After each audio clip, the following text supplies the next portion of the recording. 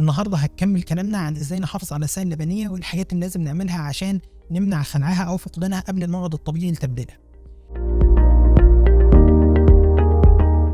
بداية كده عايز اتكلم على خطأ شهير كتير من الامهات بتعمله سواء اثناء الرضاعة الطبيعي او الصناعي، وان هي بتسيب الببرونة في بق الطفل طول الليل. وزي ما احنا عارفين اللبن بيبقى غني بسكر اللاكتوز اللي بيساهم بصورة كبيرة في تسوس الاسنان.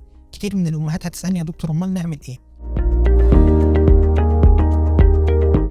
قبل ما اجاوب على السؤال ده، انا عارف كتير من الامهات هتستصعب اللي انا بقوله وهيقولوا لي يا دكتور احنا ما صدقنا نخلي البيبي ينام وان اللي انت بتطلبه ده صعب. بس صدقيني لو نجحتي انك تعمليه هتكوني حافظتي على صحة الفم والاسنان بتاعت ابنك بصورة كبيرة. بداية كده لو الطفل عمره 6 شهور فأقل بتكون لسه ما طلعتش أسنان لبنية، ومع ذلك ما ينفعش نسيب اللبن في بقه طول الليل، وده عن طريق إن احنا نجيب قطمة مبلولة أو شاشة مبلولة مية وننظف بيها بقايا اللبن من. تاني حاجة لو الطفل عمره 6 شهور فأكتر هتكون الأسنان اللبنية بدأت تطلع، وفي نفس الوقت هنكون بدأنا ندخله أطعمة خفيفة، عشان كده لازم ننظف الأطعمة ده، وده عن طريق إن في فرشة لطيفة كده بتتلبس في صباع الأم بتشيل بيها بقايا الطعام واللبن وأي حاجة في. في أقل الأحوال لو ما نجحناش إن احنا نعمل كل ده نخلي الطفل يشرب مية قبل ما ينام عشان يدوب أي بقايا موجودة في بقه.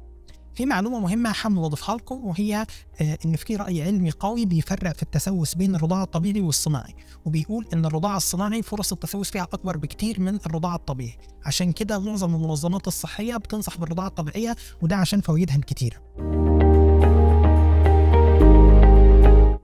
آخر حاجة لو الطفل وصلت أسنانه للمرحلة دي، أنا عارف إن هو ممكن ما يكونش بيشتكي من وجع، ومع ذلك لازم نعالجها ونرجعها لوظيفتها ولشكلها الجمالي. هتقولي يا دكتور بس ده لسه طفل صغير 4 أو 3 سنين، إزاي هقعده على كرسي الأسنان؟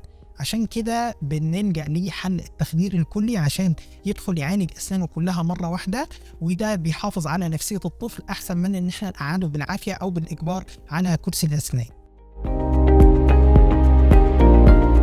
المرة الجاية هكلمكم عن بعض الأخطاء الشائعة اللي بتأثر على نمو الفك بصورة سلبية، وإزاي نتلافى ونمنع الحاجات دي عشان نقلل فرصة احتياج الطفل للتقويم مستقبلا.